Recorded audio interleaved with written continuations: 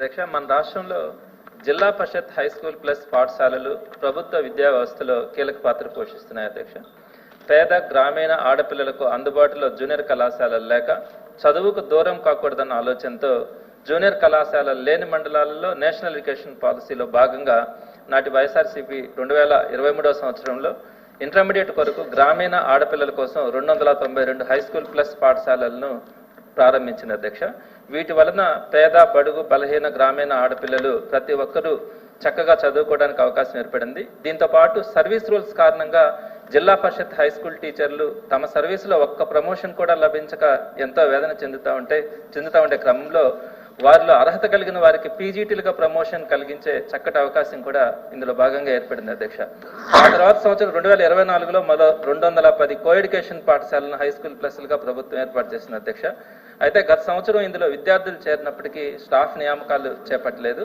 తద్వారా చాలా మంది పిల్లలు పీజీటీ లేక డ్రాప్ అయ్యారు. అధ్యక్ష, అయితే ఇప్పుడు పిల్లలు తక్కువగా ఉన్నారని జిల్లా పరిషత్ ఆధ్వర్యంలో ఉన్న మొత్తం 502 హై స్కూల్ ప్లస్ పాఠశాలను రద్దు చేస్తామని చెప్తా ఉన్నారు.